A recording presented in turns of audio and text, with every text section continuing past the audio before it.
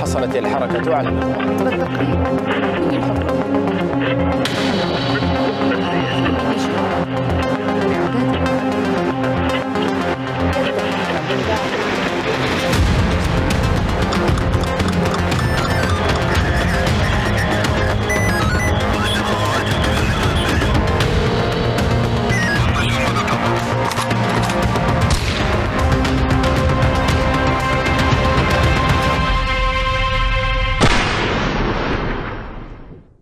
أهلا بكم إلى حلقة هذا الأسبوع من المرصد، نغطي فيها الفترة من 23 إلى 29 مايو 2022.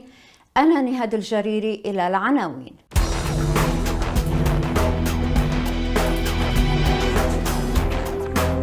اختراقات أمنية في الصف الأول من داعش. تركيا تقول إنها اعتقلت الخليفة، وقواتها الموالية في سوريا تعتقل قياديين آخرين. مصادر مستقلة تؤكد تحقيقا لأخبار الآن. المتحدث السابق باسم داعش أبو حمزة لم يقتل في أطمة. معارضو الهيئة في إدلب يتهمون الجولاني وحليفه صوفان بمحاولة إشعال حرب مع درع الفرات. وضيف الأسبوع الدكتور كول بانزل، الباحث في معهد هوفر التابع لجامعة ستانفورد الأمريكية ومحرر موقع جهادك الشهير. الدكتور بانزل مؤرخ متخصص في الشرق الأوسط الإسلامي، ويعمل حالياً على إصدار كتاب عن تاريخ الوهابية يتضمن مخطوطات عربية نادرة، وله بودكاست مهم عن الجهادية والتطرف باسم القافلة The Caravan. وبإمكانكم الرجوع إلى نص هذه الحلقة في أخبار الآن.net.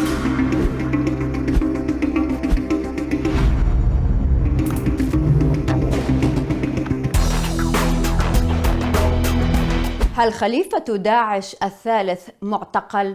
حتى ساعة تسجيل هذه الحلقة صباح الأربعاء 1 يونيو 2022 لا تأكيدا رسميا من تركيا أو غيرها لما حدث، وإن ظهرت دلائل على وجود ارتباك حول هوية رجل اعتقلته القوات التركية أخيرا. إليكم ما نعرف. ظهر الخميس 26 مايو وردت أنباء لبرنامجنا هذا أن تركيا اعتقلت رجلان يعتقدون أنه جمعة عواد البدري، الذي يعتقد البعض أنه خليفة داعش الثالث.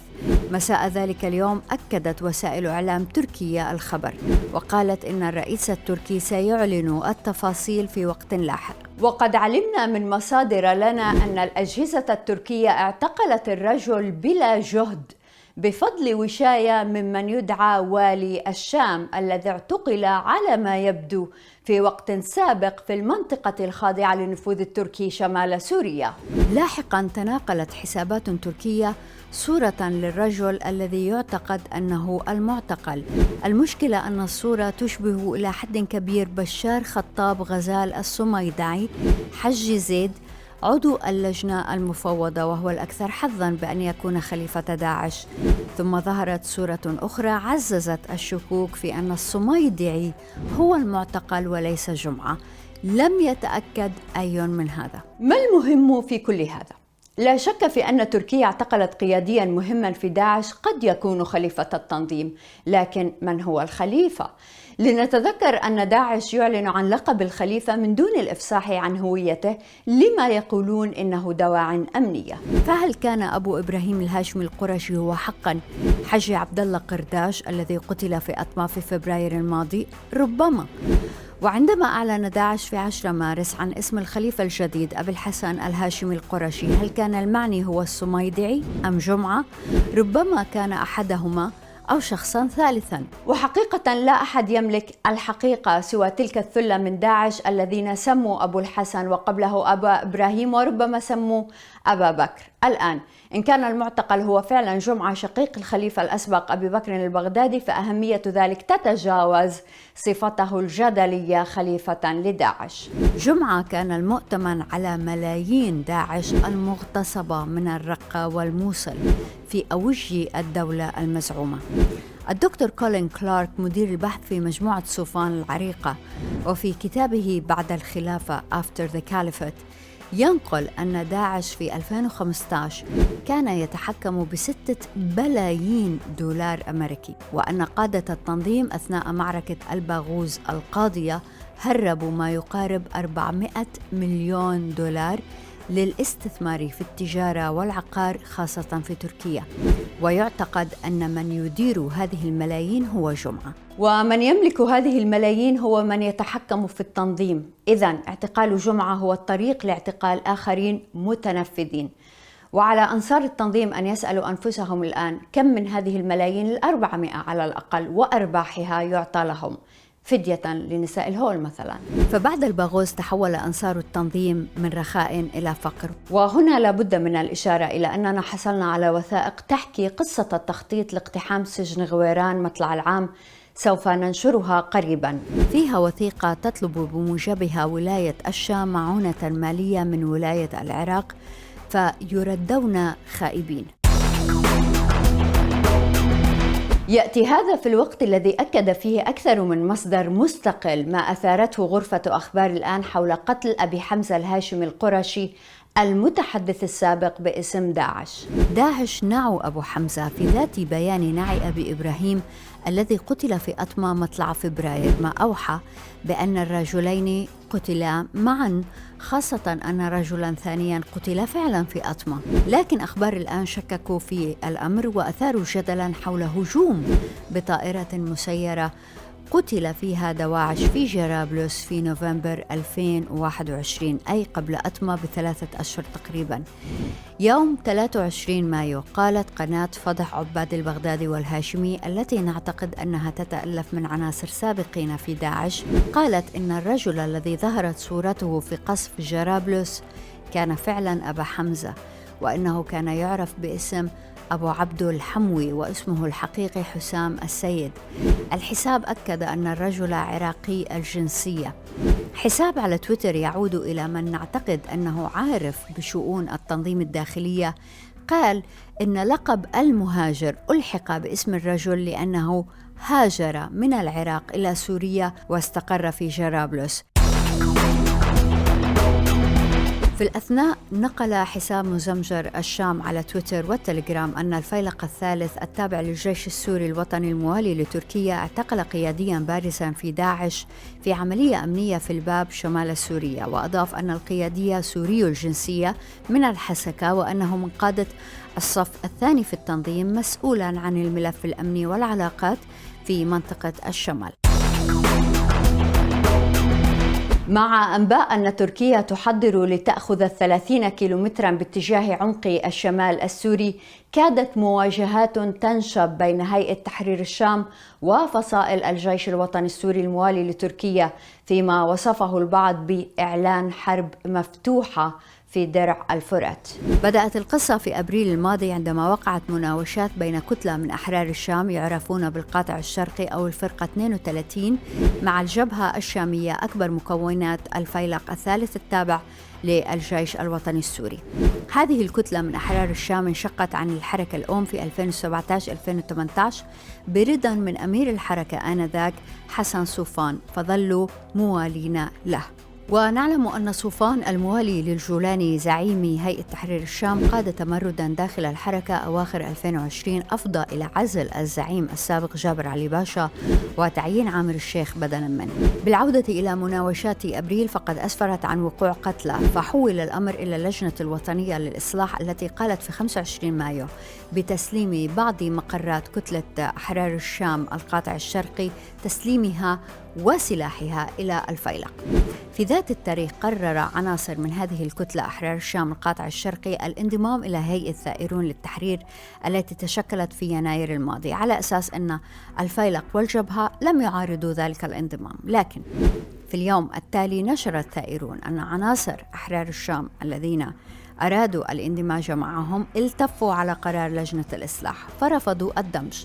عندها تحركت مجموعة من هيئة تحرير الشام فيما وصف بأنه تشكيل تحت اسم أحرار الشام فرع صوفان المبايع للجولاني، تحركوا إلى جندريس لمؤازرة المنشقين، فتشكلت على الجانب الآخر غرفة عمليات مشتركة من فصائل درع الفرات تحسبا لمواجهة مع الهيئة.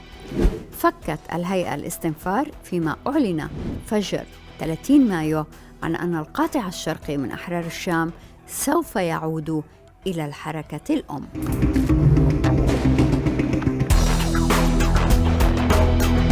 أهلا بكم دائما في راديو وتلفزيون الآن. نرحب هذا الأسبوع بالدكتور كول بنزل، الباحث في معهد هوفر التابع لجامعة ستانفورد الأمريكية ومحرر موقع جهادك الشهير. الدكتور بنزل مؤرخ متخصص في الشرق الأوسط الإسلامي، ويعمل حاليا على إصدار كتاب عن تاريخ الوهابية يتضمن مخطوطات نادرة عربية، وله بودكاست مهم عن الجهادية والتطرف باسم القافلة The Caravan.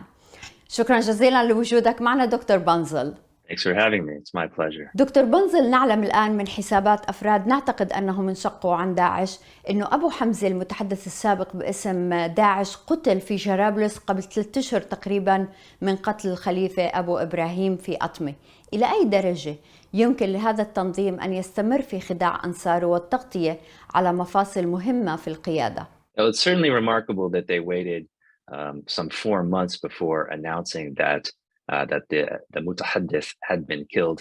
I think there are kind of 2 ways of looking at it. One is that ISIS didn't, strictly speaking, lie when it announced, I think in the March 10th statement, that Abu Hamza and Abu Ibrahim, the caliph, had been killed, because it just said, it didn't say that they were killed in the same operation. It said that they were killed fil ayyam al-madiya, which is a vague statement. So strictly speaking, I think you could make the argument that they weren't lying, but it's certainly very interesting that they didn't want to confirm publicly that he was killed. But I think that ultimately they were going to. The speaker is a difficult position, I think, for the average Daeshi to assume. You have to be extraordinarily gifted with Arabic. You're the voice of the global caliphate. So I think that there was probably a process of trying to identify a proper successor, negotiating who that person would be. That could also be the reason why it took so long for ISIS to announce that the caliph had been killed in February. It took more than a month for them to publicly acknowledge that. And they did so in a statement from the new speaker, Abu Omar al-Muhajir. It's certainly very interesting. It could also speak, I think, to a large degree of dysfunction within the upper ranks of the organization. How do you manage leadership transition at the top? It's clearly not something that is done anymore in a matter of days. دكتور بنزل، وما رأيك في تعيين الخليفة الجديد أبو الحسن الهاشمي القرشي، خاصة في ضوء الأنباء أن تركيا ربما اعتقلت الرجل؟ Yeah, well, my understanding is that there are 2 possible identities for this new caliph, Abu Hassan, and one is this guy Sumaydai, and another is a brother of Abu Bakr al-Baghdadi. So it will be interesting to see what the Turks have revealed. If this is in fact ISIS's putative caliph, they could always argue that no, that's not the guy, that's not the caliph, and there's no reason for this caliph, such as he is, to identify himself as such to the Turks. So, but it will be fascinating to watch how ISIS handles this kind of situation. It's never dealt with a situation where its top leader has been arrested by a foreign state. It also poses a lot of interesting legal questions from the standpoint of the Sharia. I mean, how does a caliph who is imprisoned by a foreign power, what does the caliphate do in that situation? I suppose that you have to defer to a deputy or something like that. But I don't think that you can just strip him of his caliphal title. So it will be very interesting. It's also a considerable embarrassment. My guess is that the global kind of ISIS network is just going to kind of try to ignore this. They will always, as they always say, the only trusted news source is al-Rasmi, the official ISIS news network. And so they'll say the Turks are lying, the Americans are lying. You can't trust anything that doesn't come from the good people at An-Naba. دكتور بنزل، من المواضيع الساخنة العام الماضي على الأقل، طالبان يقللون من خطر داعش، حتى أنه المتحدث باسم الخارجية الأفغانية قال إنه داعش هزموا، ليضرب داعش في قلب كابول بعد 3 ساعات تقريبا من هذه التصريحات. لأي درجة طالبان غافلون عن هذا الخطر بما لا يخدم الشعب الأفغاني؟ Yeah, I think it has to do with being oblivious or delusional on the one hand, and simply trying to posture as a capable, stable government that is able to provide security for the country. Obviously, ISIS has not been defeated in Afghanistan. Nobody believes that. So it's silly for anyone in the Taliban to be claiming such. I mean, they're carrying out attacks every day in Afghanistan and Pakistan. It's really incredible how much momentum ISIS in Khorasan has gained. I think a lot of it has to do with the fact that the United States and the Afghan government that no longer exists are no longer there, and they're not providing any kind of counterterrorism pressure on the group. There's no air campaign. There haven't been any airstrikes in Afghanistan by the U.S. since the exit in August 2021. So it's a much easier environment for ISIS to operate in, and the Taliban. Their specialty has been insurgency as a military force, providing security, setting up checkpoints, making sure that groups like ISIS don't have the ability to come into population centers and wreak terrorism. That's not something that they've been working on for the last 20 years. So I think that it might be true that the Taliban can prevent the tamkeen of Daesh in the eastern areas of Afghanistan, the places where it used to have control. But it's going to take a whole lot of effort. And in the meantime, unfortunately, a large number of Afghans are going to suffer. دكتور بنزل، كتبت في الفورن بوليسي عن العلاقة بين طالبان والقاعدة، جهادي versus جهادي. في ظل صعود طالبان في كابول والاتفاق مع أمريكا، كتبت حضرتك تحت عنوان هل هو انتصار أم خيانة؟ هل انتصار طالبان خيانة للقاعدة؟ I think there's always been a certain degree of ambiguity when it comes to the relationship between Al-Qaeda and the Taliban, at least from the side of the Taliban. Al-Qaeda has, especially since 2014, has been presenting the Taliban or the Islamic Emirate of Afghanistan as the future hub of the caliphate, as a kind of counter caliphate to the Daesh caliphate. But this doesn't seem to be a role that the Taliban leadership wants to play, and they've never acknowledged any claim on the global Islamic leadership. So there's always been this kind of strange divergence, and there's a deeper ideological divergence between the Taliban and Al-Qaeda. Al-Qaeda is a jihadi Salafi group. It adheres to Salafi theology. The Taliban does not. They're not a kind of purist movement.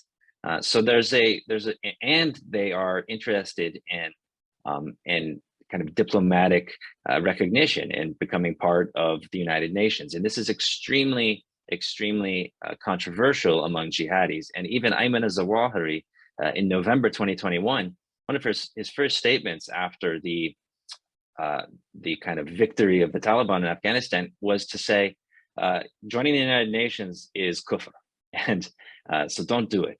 And this nasiha was echoed by Abu Muhammad al-Maqdisi, as you know, in an essay in which he had been defending the Taliban. He's defended the Taliban against all sorts of things, even while criticizing their tarahum of tawaghit and people that al-Maqdisi considers to be apostates. He does not like that, but he will not, as he said in this article, he will not be able to tolerate the Taliban joining the United Nations. That would be a red line.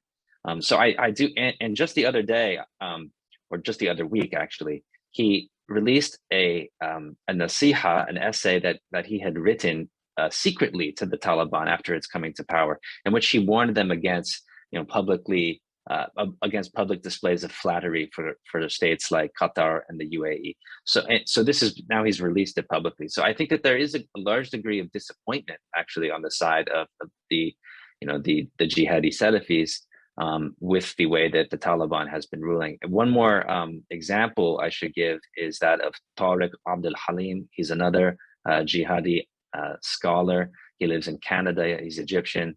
He wrote on Telegram, I believe last week, that it was his observation that the mumayya, the diluters in the Taliban have the upper hand, and that they are basically ruining the Taliban. And of course, mumayya is a term that is closely associated with Hayat Tahrir al-Sham, and that's a group that the jihadis believe to have completely abandoned the jihadi path.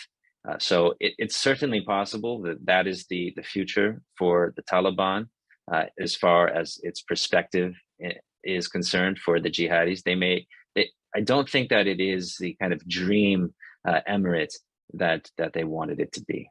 دكتور بنزل، إلى أي درجة ما فعله طالبان وحتى هيئة تحرير الشام وغيرهم من الجماعات الجهادية أو الجماعات التي يكن لها الجهاديون بعضا من الاحترام، لأي درجة يعتبر تخلي عن إرث أسامة بن لادن والجهاد العالمي؟ My sense is that the Al-Qaeda kind of old guard, the Al-Qaeda brand is suffering a great deal right now. We haven't seen a kind of surge in Al-Qaeda activity in Afghanistan since the departure of the United States.